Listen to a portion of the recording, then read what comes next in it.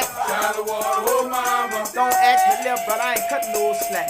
Shower water, oh mama. Say twinkle like diamond, shine like stars. Shower water, oh mama. I'm a golden commander on the Mardi Gras. Shower water, oh mama. Say spy, got feathers, the flag, got blue. Shower water, oh mama. When you meet me that morning, gonna meet you too.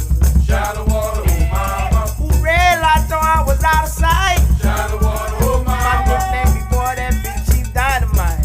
Shower water, oh mama. Say boom, boom, boom, bam, bam, bam. Shower water, oh mama. I get him on the corner and the whole gang jam. Shower water, oh mama. Say they were looking high, they were looking low. Shower water, oh mama. Say they were looking all over with nowhere to go.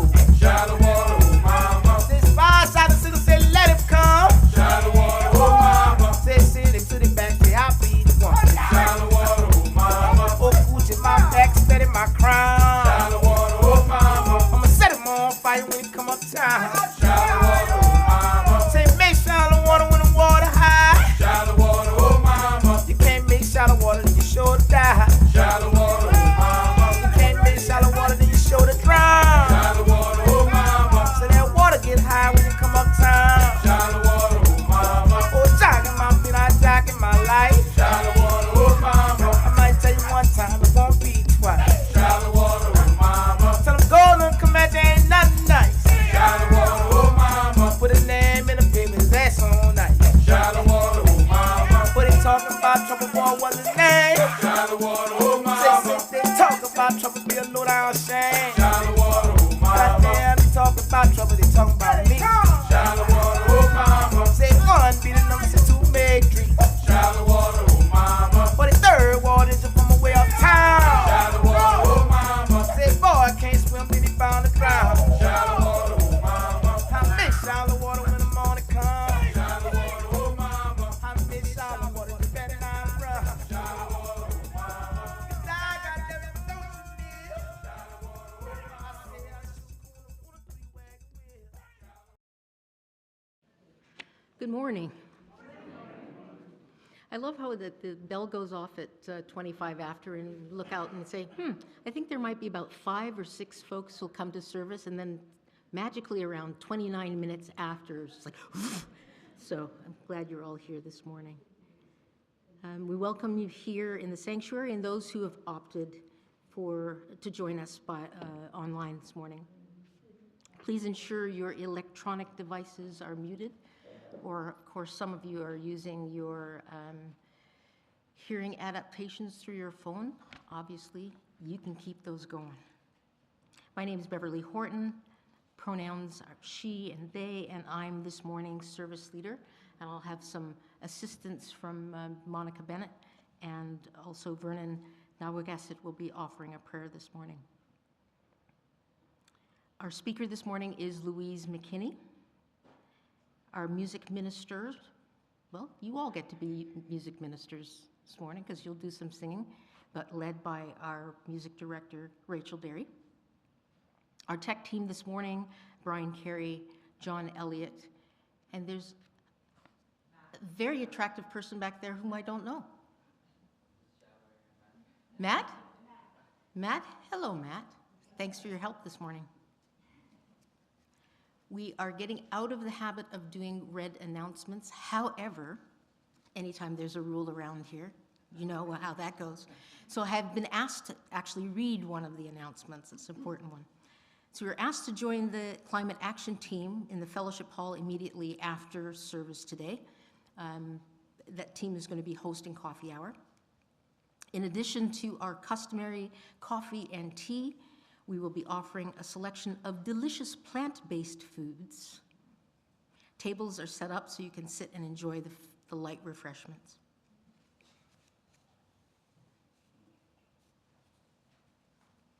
Here to join me, Monica?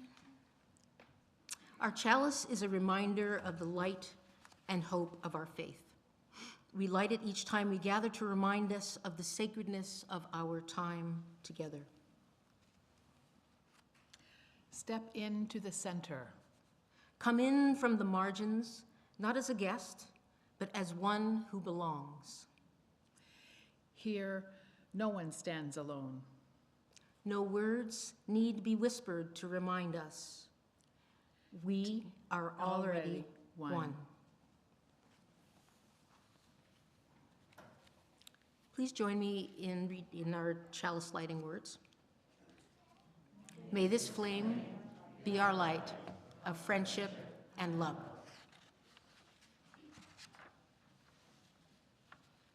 We welcome you today, whatever the circumstances of your life, in the many ways we identify as people, and in the diversity of how we love and live. In this house of faith, we are all included as we search for truth, build community, and strive to make the world a better place for all. This morning, there's a short responsive reading entitled, "This House." This house is for the ingathering of nature and human nature. It is a house of friendships, a haven in trouble, an open room for the encouragement of our struggles. It is a house of freedom, guarding the dignity and worth of every person. Thank you.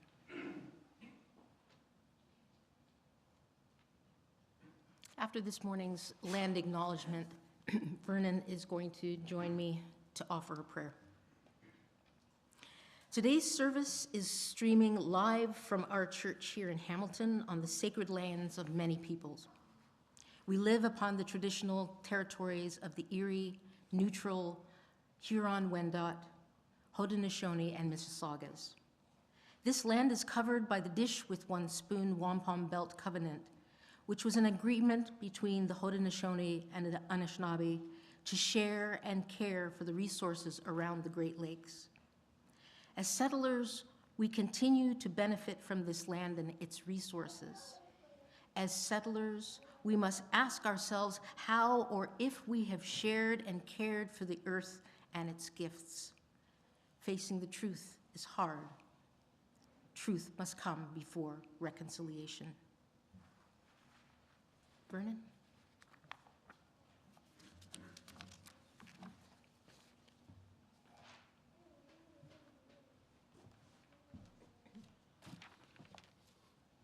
Good morning, friends.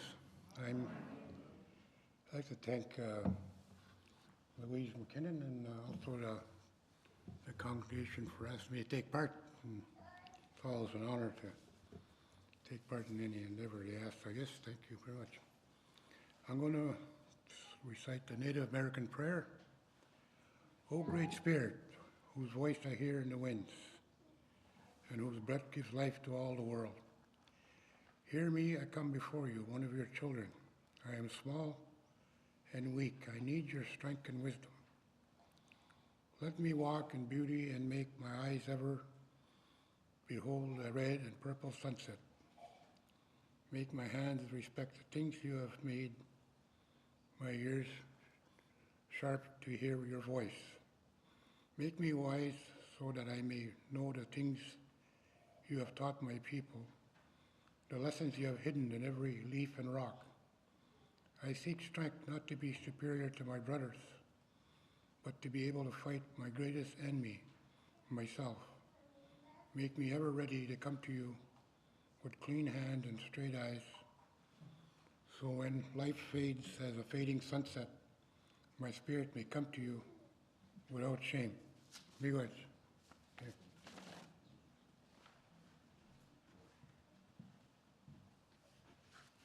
Miigwech, Vernon. Our monthly worship theme for this month is trust. And the corresponding reading for our call to worship is entitled Trust. It's a poem by Adrienne Mary Brown, who's a member of the UUA and a leader of Emergent Strategy Immersion. She's also a resident of New Orleans, Louisiana. Trust the people. Trust the people who move towards you and already feel like home. Trust the people to let you rest. Trust the people to do everything better than you could have imagined. Trust the people and they become trustworthy. Trust that the people are doing their work to trust themselves. Trust that each breach of trust can deepen trust or clarify boundaries. Trust the people who revel in pleasure after hard work. Trust the people who let children teach and remind us how to emote, be still, and laugh. Trust the people who see and hold your heart. Trust the people who listen to wails. Trust the people who you will become, and you will become trustworthy. Trust the people and show them your love. Trust the people. Our story for all ages this morning is going to be read by Louise. The story is entitled The Everything Seed.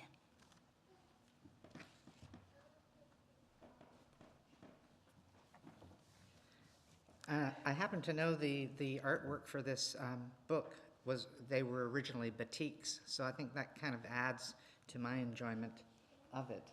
It's called The Everything Seed. A story of beginnings. Have you ever watched a seed grow? Have you ever noticed how it begins so small, so still, so quiet, like a gift wanting to be opened, and how slowly it wakes up, begins to unfold, growing into something larger, and larger, and larger? Then you know that whatever comes from a seed usually ends up looking very little like the seed it came from, which is also true of the very first seed.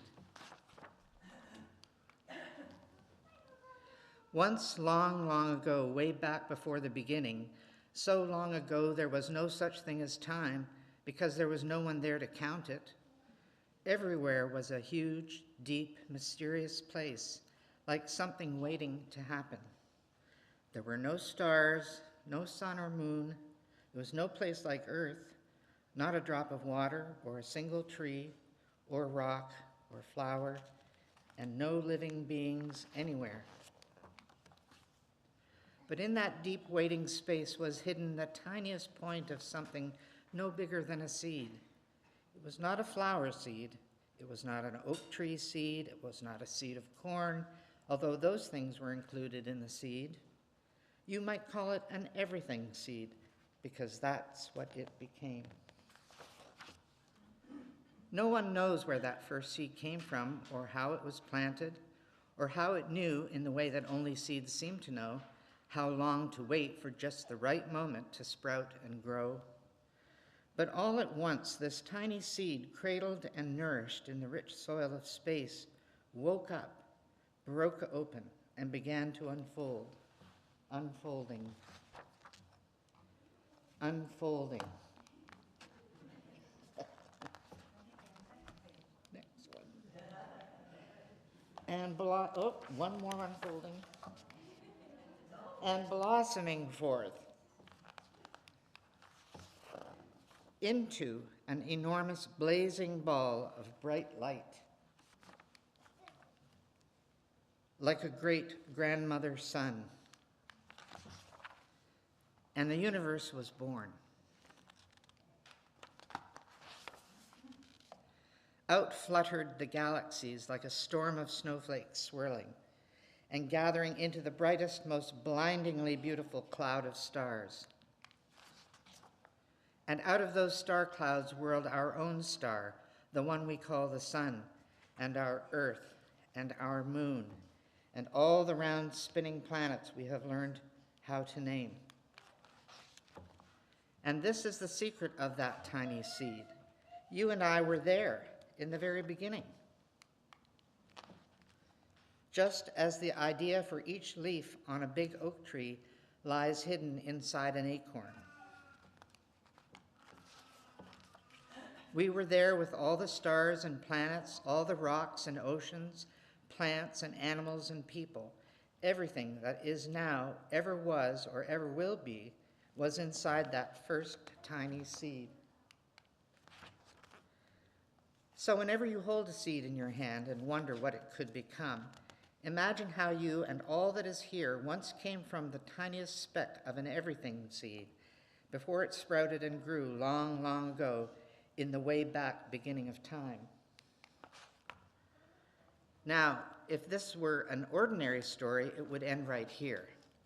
But this story of the universe keeps unfolding.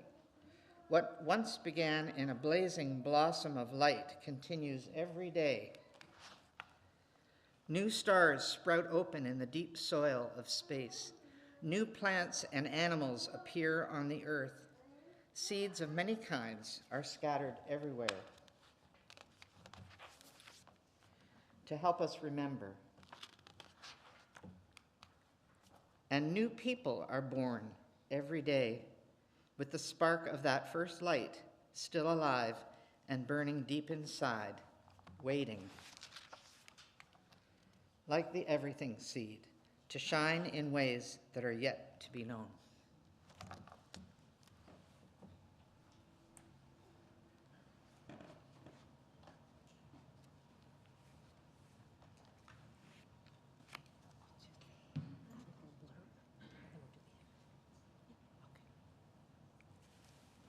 We are an intergenerational community, which means we gather together across the generations, and sometimes we gather in our generational groups. We start services all together because it's important for our children to be familiar with the practices of our faith and our community. And it is important for our elders to experience the vibrancy of youth. Our children are welcome to stay with their adults here in the sanctuary, to head over to the fellowship hall, or to head over to the fellowship hall. In the fellowship hall, there's time for conversation and generative play. You know what, I think maybe I'll go do that. Maybe somebody else will do it. Or there might be a class. It's going to be a very interesting experience. Whatever you do down there will be of some excitement and interest there. As the families decide whether to stay or head down the hall, we'll sing our first hymn, which is number 118, This Little Light of Mine. Rise as you are willing and able.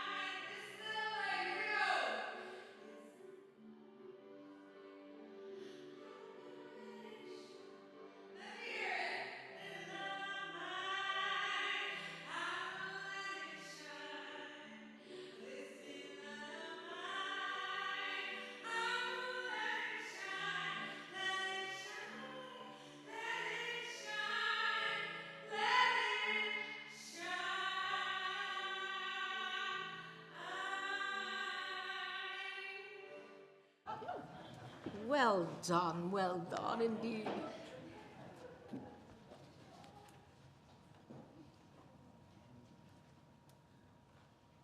I noticed Walter had his little flashlight out and he was shining his light. It was nice.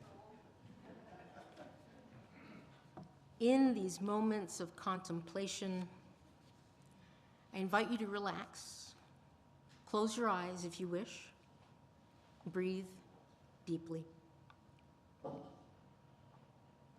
Following our reading, which Monica and I will do as a duet, there will be a few moments of silence, followed by music. And during the music, you're welcome to come up and light a candle of joy or concern.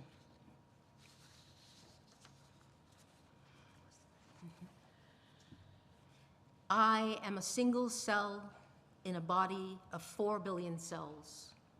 The body is humankind. I am a single cell. My needs are individual, but they are not unique. I am interlocked with other human beings in the consequences of our actions, thoughts, and feelings. I will work for human unity and human peace, for a moral order in harmony with the order of the universe. Together, we share the quest for a society of the whole, equal to our needs. A society in which we need not live beneath our moral capacity, and which justice has a life of its own. We are single cells in a body of 4 billion cells. The body is humankind.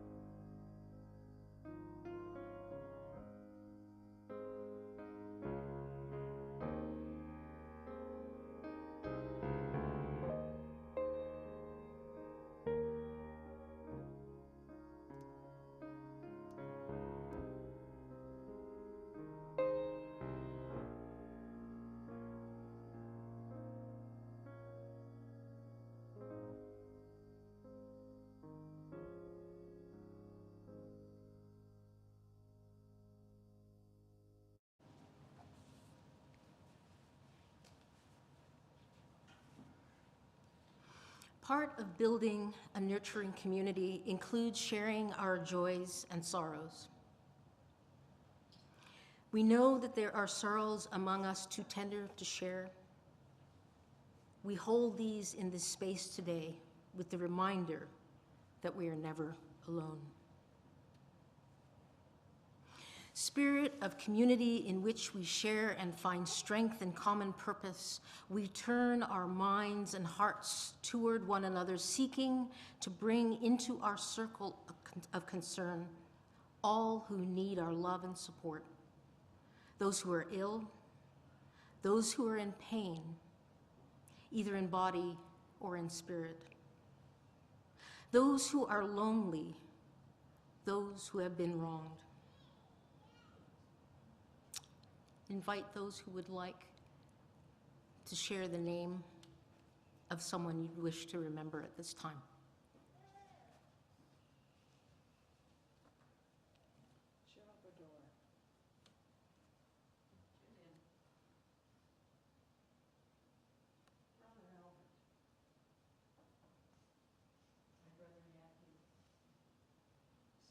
McKinney.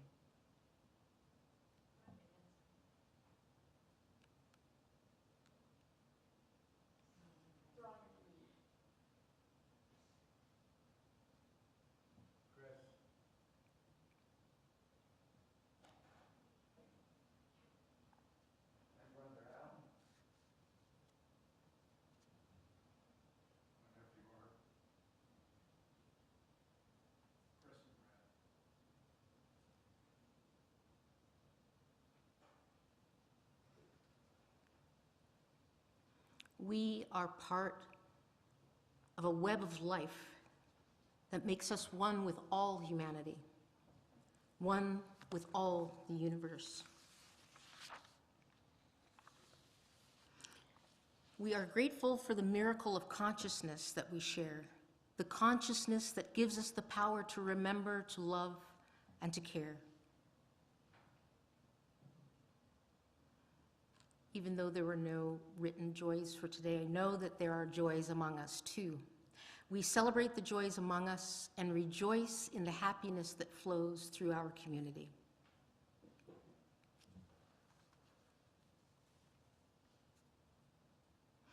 In the free faith tradition that we have, we are the support and resources of this congregation. Our gifts and donations sustain the many ministries of this church, a community we have chosen to join and support. We'll now receive our offering while we listen to Rachel.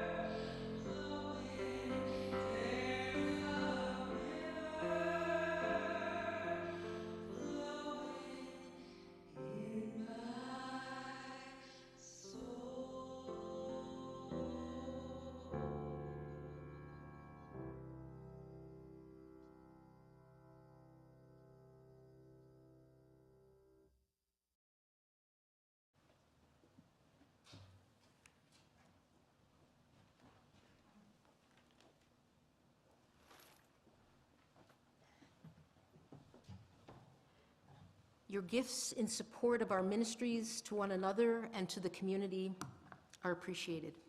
Thank you.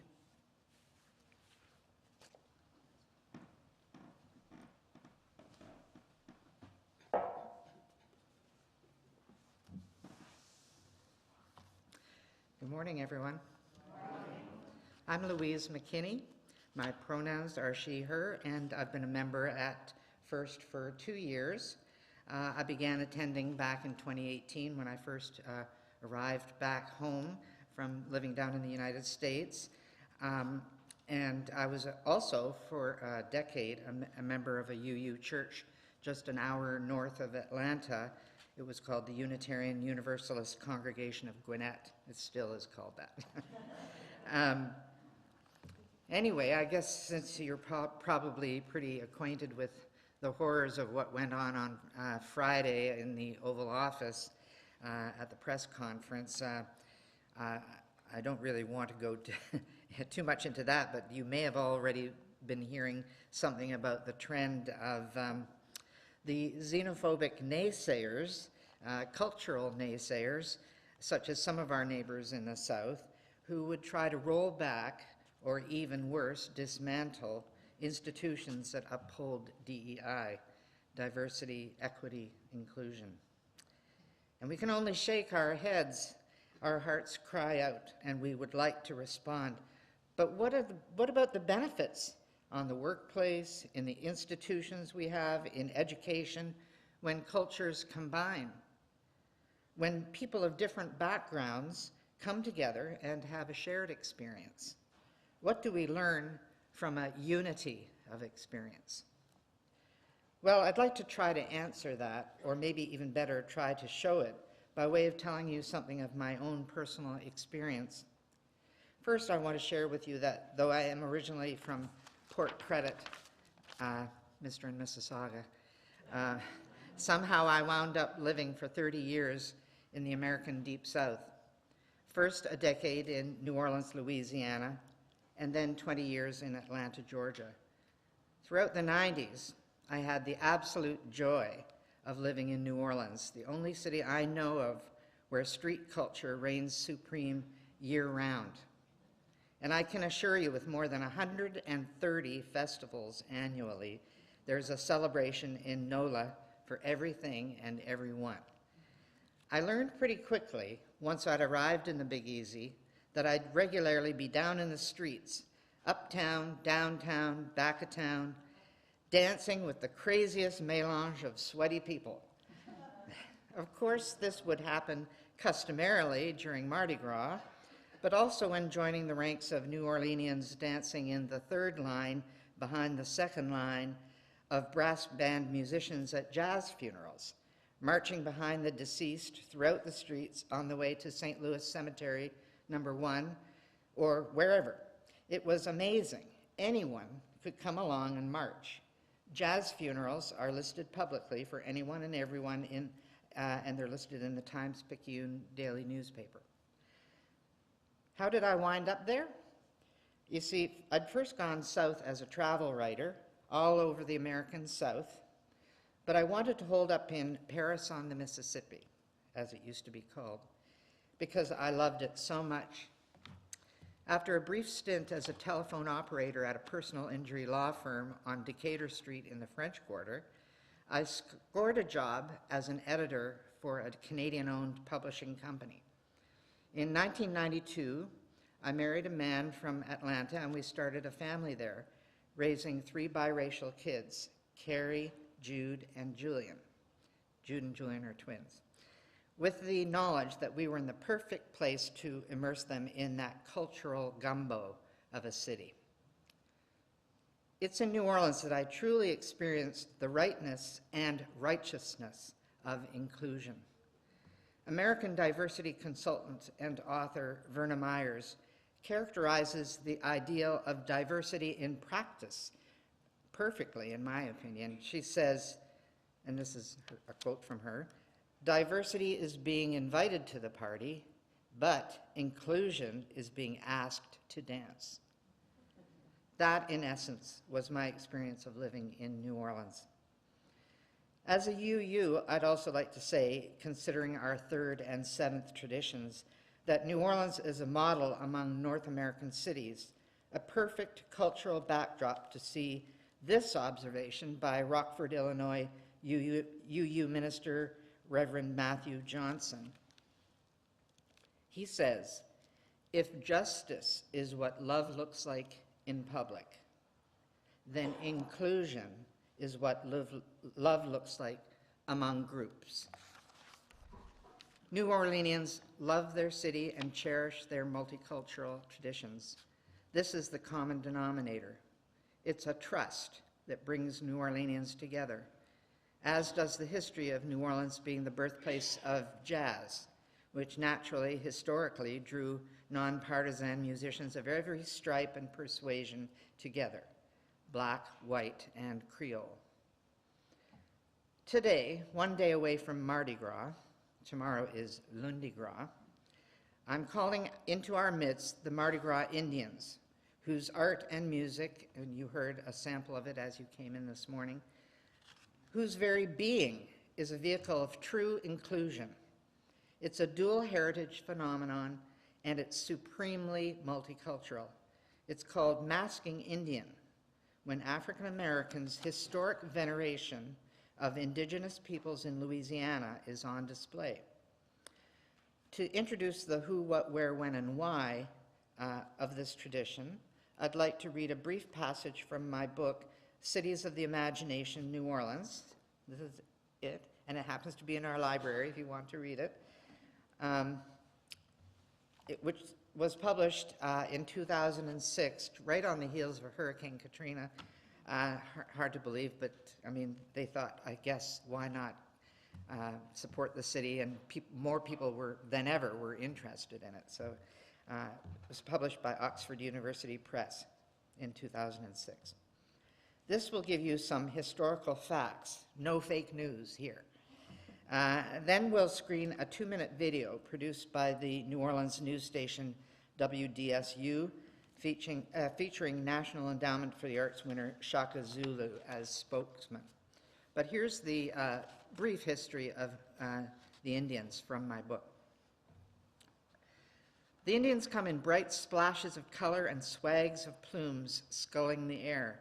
They chant and sing out strange syllables from dawn to dusk on their biggest day, Carnival. There are the Big Chief and his queen, second, third, and trail chiefs, flag boy and spy boy, and children's faces framed with braids.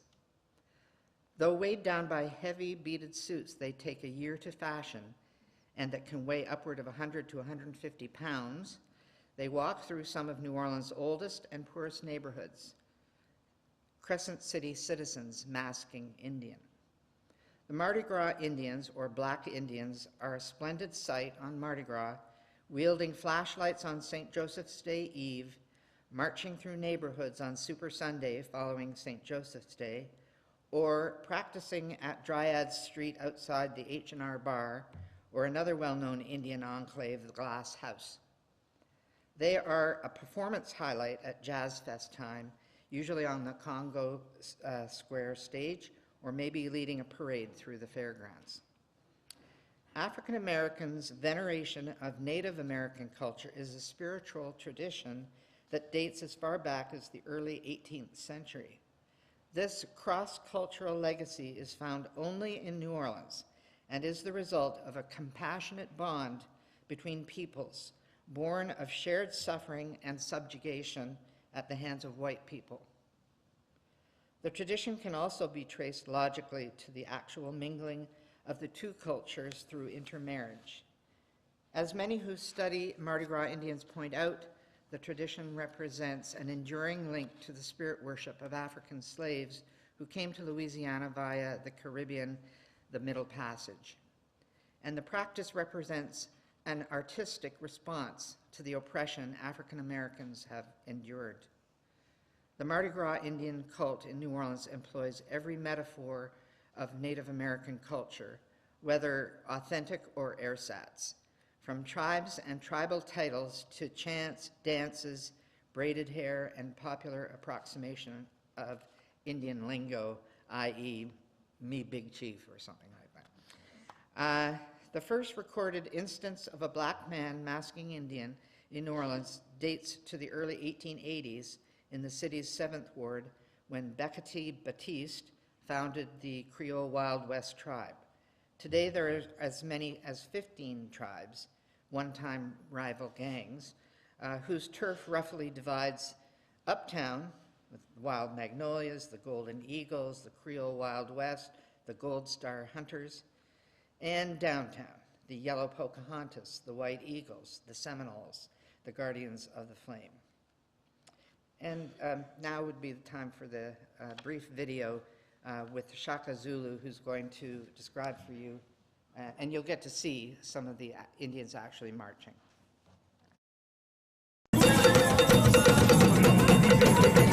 Well, this tradition that we call the Indian tradition is basically about the indigenous people here in the connection with the people who are already here indigenous, as well as the Africans that came to New Orleans during the transatlantic, the indigenous folk who actually assisted them in hiding them through the period of slavery during that time. And the way that we pay homage to those folk is to create this tradition that we call the masking Indian tradition.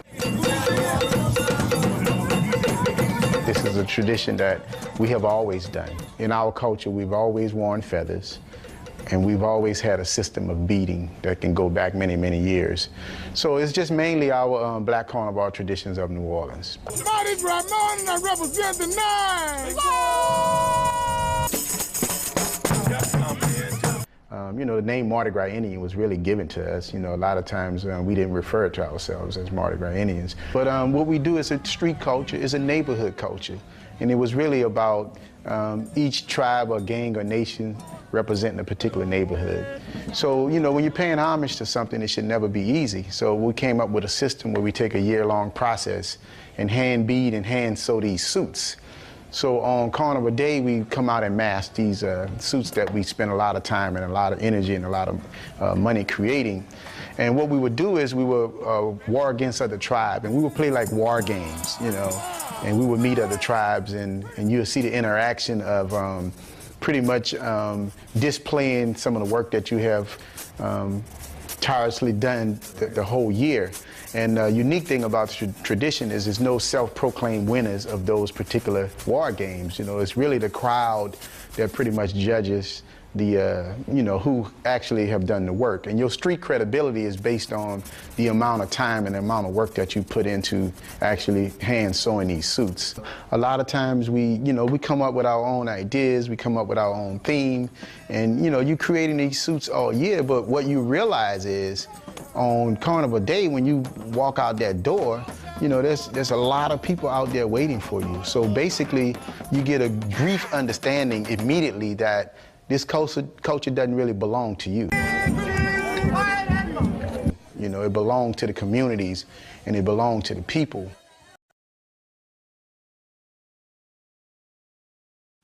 It's interesting, at the end of the season, they take those suits and tear them all down. They take them all apart.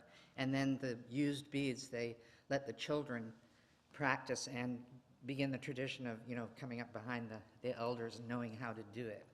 And it's just a beautiful thing, and it's totally peaceful. The winner is someone who does what they call humbug. You know, like the two chiefs will come from the rival gangs, and they'll show off their suits, and they'll, you know, do chants, and whoever is sort of, I guess, the loudest and the prettiest. Yeah, that's what they call it. The prettiest suit is the person who wins. Seeing Indians the first time made such an impression on me.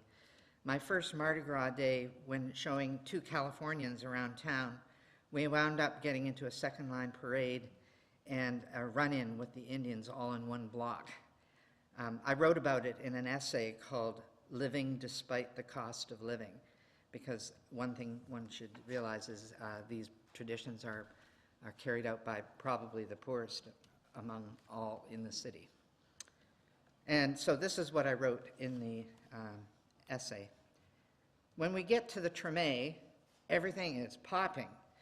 This place is considered ground zero for New Orleans African American cultural traditions, and in one empty lot between two houses on Ursulines Street, there's beaucoup people, maybe 500 already gathered, dancing and singing with riffs from R&B legend Walter Wolfman Washington's guitar. Sun warms backs of legs and butts, and there's sound, scent, color, and movement in every direction you turn. Bodies heave to the boombox. A couple of lovers are lost in lusty pantomime, while another brother is bopping to the beat. Pink, yellow, blue, ramshackle shotgun houses sit cheek by jowl. Stinking crawfish shells lie in piles in gutters. A girl of 6 at this moment is chicken scratching with an old man in his crisp white cotton shirt and suspenders. Everyone's dancing their own style, catching a part of the rhythm in 2s, 3s, 4s, and clusters of 4 or more. Now the second line parade comes down the street, a brass band that usually follows the first line of a jazz funeral, but on Carnival Day is assigned to general merrymaking. The band happens on down the street with their beat-up instruments and black sashes, while young buck jumpers freestyle dance in the background. Twin, my girlfriend Marlene's dad, says, "Man, they're getting down, they're wiping." And so I'm dancing like I've never danced before, and in a country and culture so unlike mine. Look at her, shouts Twin, presiding host over this neighborhood's carnival celebration, simultaneously but swiftly relaying beers out his front door to perfect strangers and pointing for everyone to look my way.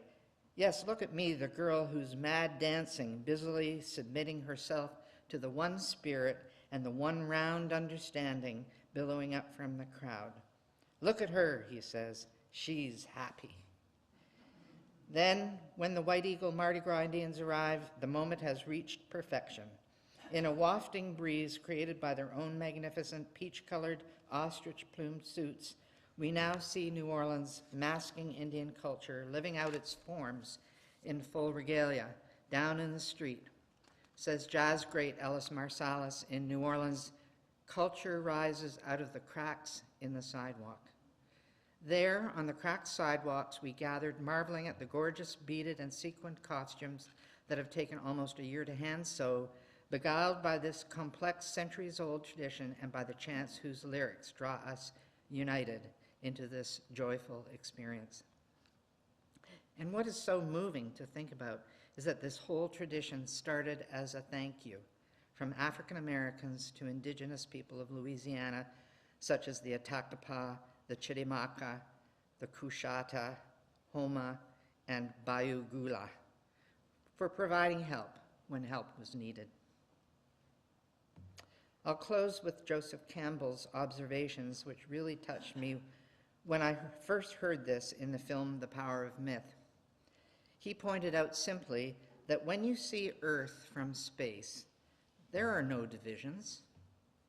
The world-renowned mythologist made the observation, seeing Earth from space for the first time, in an instructive and powerful essay.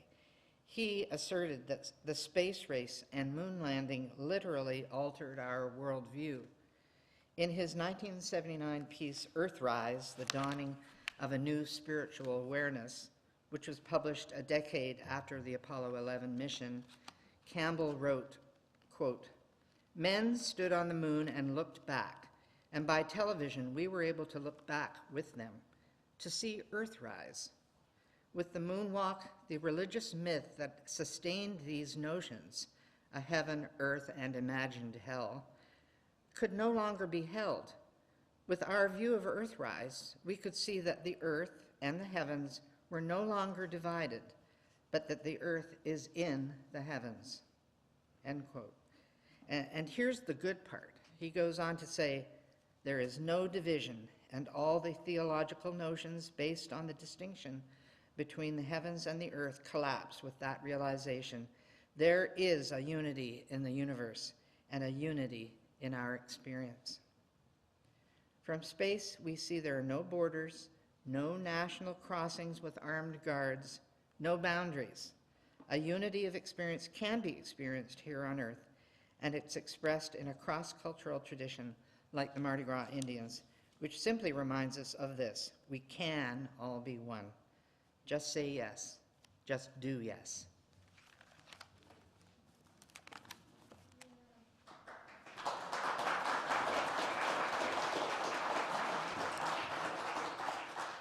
Thank you, Louise. I told Louise that I had my own Mardi Gras Indians experience years and years ago, but I didn't want to do it. I knew her homily was going to be amazing. But if somebody wants to chat with me about it sometime, I'd love to. They're magical. They're magical. Please rise as you're willing or able for the singing of our second hymn, We Would Be One. 318 for those of you who are hymn booking.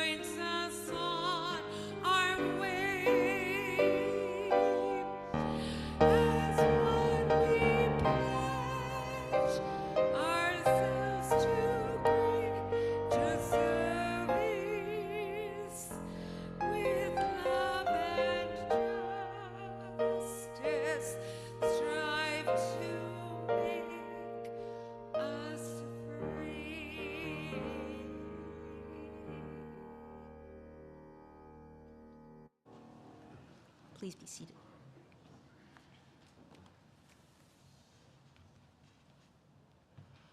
If here you have found freedom, take it with you into the world. If you've found comfort, go and share it with others. If you have dreamed dreams, help one another that they may come true. If you've known love, give some back.